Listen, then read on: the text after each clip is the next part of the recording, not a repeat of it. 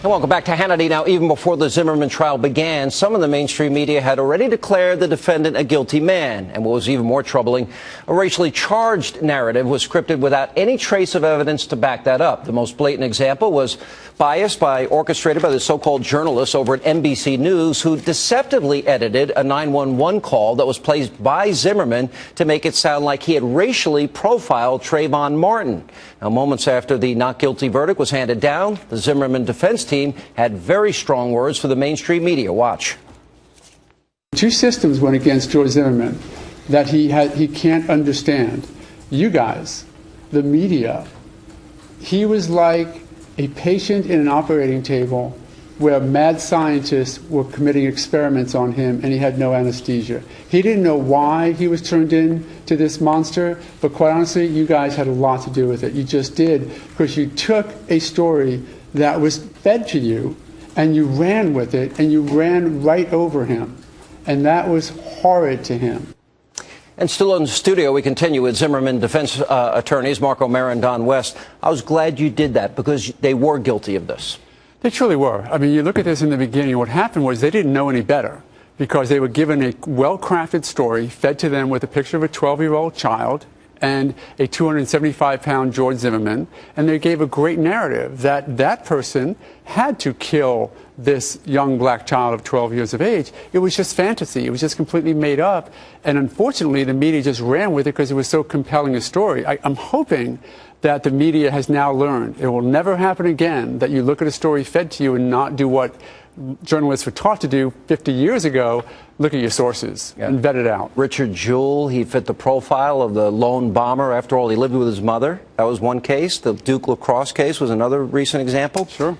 All right, let's talk about the President of the United States. If I had a son, he would look like Trayvon. His only reaction to the verdict is, well, let's talk about gun control.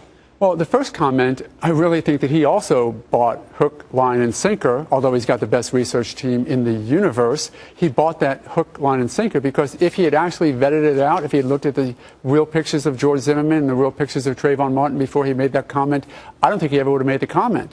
Having done that and having sort of now used the power of his office for that purpose, he really had an opportunity when the verdict came down to rebalance things, to say, look, a jury heard this case, they decided the case, and he is an innocent man who used self-defense.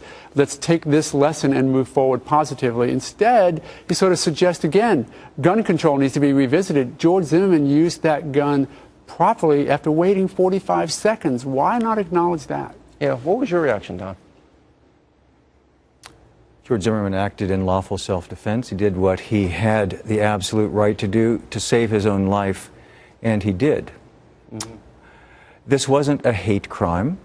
If it had been a hate crime, he would have been prosecuted for a hate crime by the state prosecutor. That exists under Florida law. To suggest, even now, after the verdict speaks so loudly, that this is still an issue is very troubling. I agree with Mark. The opportunity was there to speak strongly about what this jury's verdict really says.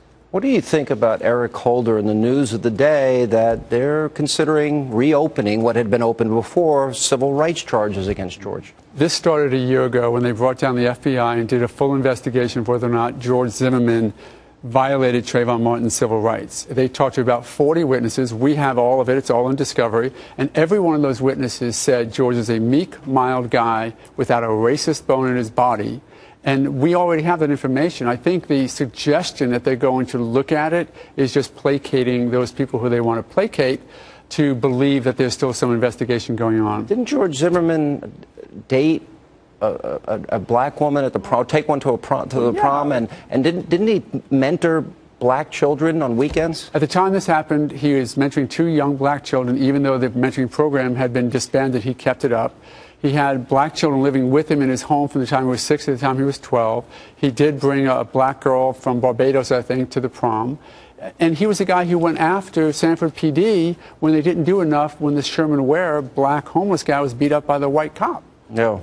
A lot of people in the country tried to make this all about race and black versus white. Isn't George Hispanic? No. He's white Hispanic. White Hispanic? Yes, he used to be Hispanic. Or self-alleged Hispanic, I read, I think, in the AP. Self-proclaimed, I think it was. Hispanic. But the story was written before they realized he was Hispanic. So instead of changing the story to acknowledge their fault, they made up a new word called white Hispanic. What are the unanswered questions both of you have after this case? Is there anything you want to know about this case? I have one question. I'm just asking maybe what you have.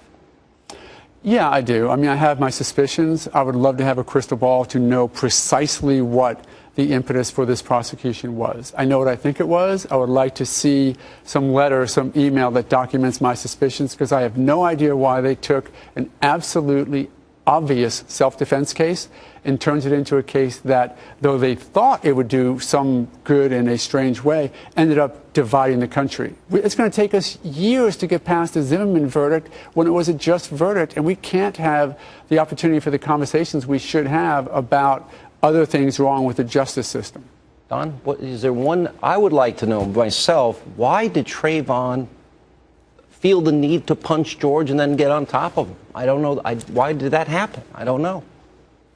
We know that he had plenty of time to think about it. I think the evidence proved conclusively that there were about 4 minutes in between the time that it was clear from the testimony that Trayvon Martin ran and essentially lost George Zimmerman. And then 4 minutes later, the confrontation took place. What went through Trayvon Martin's mind, we don't know, except he made a conscious decision to engage.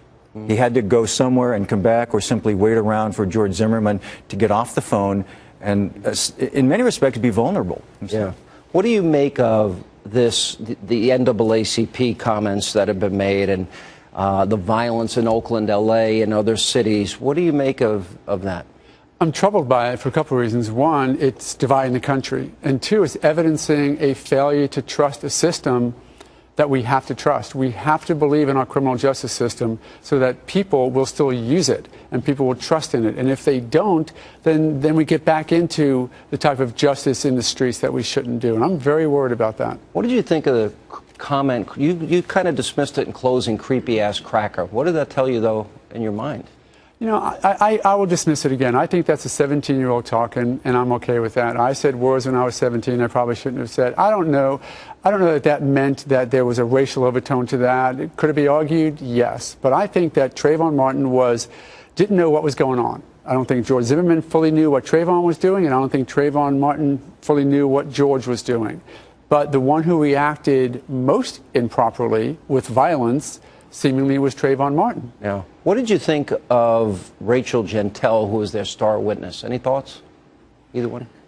I think that she was in a position where she didn't want to be involved in this case at all.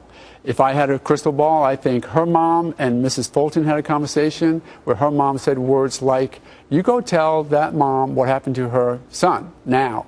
Sort of brought her into it. She modified and sort of glossed over her testimony in order to make it more palatable to the mom.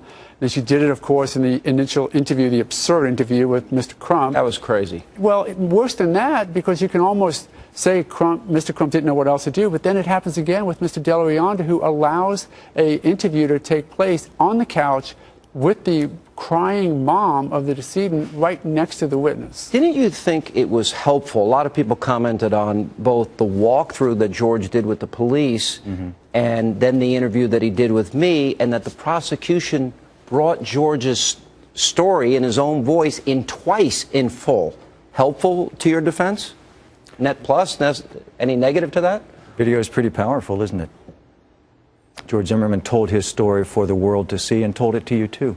Yeah. Powerful stuff. And then people, the prosecutors in the end said it was cowardly for George Zimmerman not to take the stand. And I'm like, he told his story twice. You introduced it as evidence. How dare they denigrate the jury verdict in this case by suggesting anything other than it was a just verdict? Did the comment in my interview about God's will, now as a religious person, I know that everybody kind of, as a Christian, believes that's God's will. That's a state of mind. Did that worry you? Because they kept harping on it. I've said it several times when I've lost my mom, my dad, and my sister. You have to, when you don't understand why something happened, when you can't fathom why something happened, and you're Christian or Catholic or religious, you say it's God's plan, which means I think, I don't know why it happened, but I'm willing to accept it. It came across somewhat insensitive with the people who want to suggest it was insensitive, but that's not the way George meant it. All right, last question, and I have to ask you. No. I have to. It's my job. Do you regret the knock-knock joke that got so much attention? Yes. You want him to say yes? I regret having not told it better. I do. You regret he sold it? No. Well, yes, he does. He's shaking his head. Yes. May I say what the objective was? No. Yeah. No. Yes. The objective was, if you heard what the prosecutor said and the way he said it, the passion, the glaring, the staring, the condemnation, a raw appeal to emotion, I knew I couldn't follow that act. Okay. There had to be a disconnect so that the jury would think of something else other than what he had just said, which I knew they couldn't prove. All right, I'll let you two fight it out after dinner. Hey, thank you both for stopping by. And congratulations on a very hard-fought case and under very difficult circumstances. Thank you. Thanks very much. Great to see you.